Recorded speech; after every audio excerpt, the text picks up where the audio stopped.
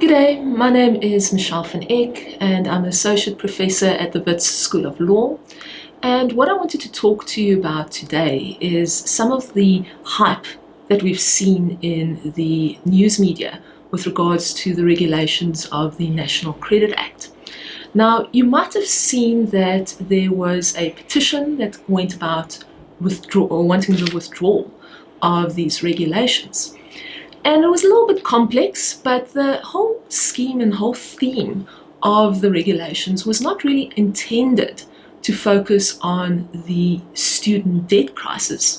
But unfortunately, the department's regulations had the unintended consequence of impacting or potentially impacting student debt. Now, maybe we can just pause there and talk about the bigger picture before we get into this granular detail. At the moment, we're looking at a student debt nationally of about just over 9 billion rand, which is huge.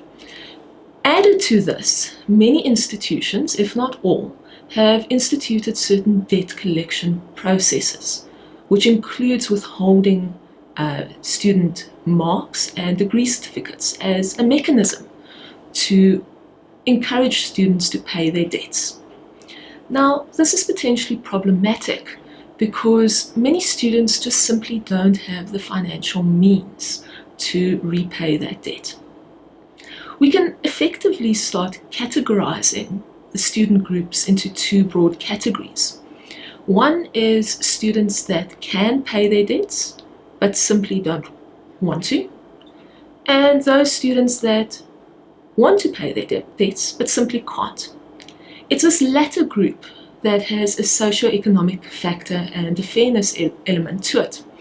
And it's that student group that is probably going to be the most impacted by these potential regulations. So, on the face of looking at the National Credit Act regulations, it doesn't seem to be problematic, it doesn't seem to be directed at students. In fact, when you start looking at the press releases, you see that it's actually focused at quite a noble cause, which is to try and create more financial accessibility for micro, small, and medium enterprises. But tucked away within the regulations was a provision with regards to the Credit Bureau and where the Credit Bureau can collect and send information to. Added to that, now with these proposed regulations, is the inclusion of tertiary and educational institutions. They call it educational institutions that can now be sources of information for the Credit Bureau. Unfortunately, the department's regulations has fallen victim of what we can call unintended consequences. Because the potential of adding that within the regulations is that students that simply cannot pay their debts or student fees can now potentially be blacklisted. It's that reason that much of the outcry has come about with regards to these regulations. So the effect of this could potentially be that students are not only penalized for not being able to pay their debts by withdrawing or withholding their student degrees, their marks, but also now to become blacklisted. Add this within the scope of the current unemployment of youth within the country, which is in the second quartile of this year, around 46% in terms of Statistics SA. We see that it's not become a way to help students, but it has become quite punitive if you look at the cumulative impact on this. Obviously, with the outcry, the department has withdrawn these regulations, which is a good starting point. However, we need to start thinking about how do we change our approach to student debt? Because this ultimately impacts not only our youth, but also the economy in a greater scale.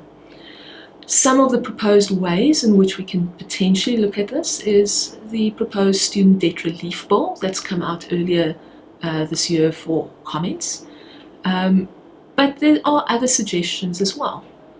potentially removing commercial debt practices of withholding marks and degree certificates, and potentially changing laws, such as creating automatic garnishee audits on employment, changing the Prescription Act to remove prescription, thereby allowing for economic growth, but also allowing students to and graduates to actually have meaningful employment without having this risk of being straddled by this debt trap, if you can call it that.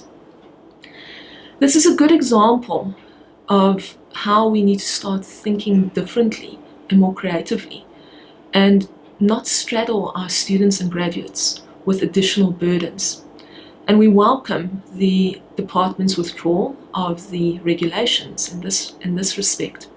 But it is now time to start thinking about this crisis in different ways and take it a lot more seriously. And perhaps look at this from a more consolidated, big picture perspective, rather than having to fight these micro battles for students. I thank you for your time, and good day.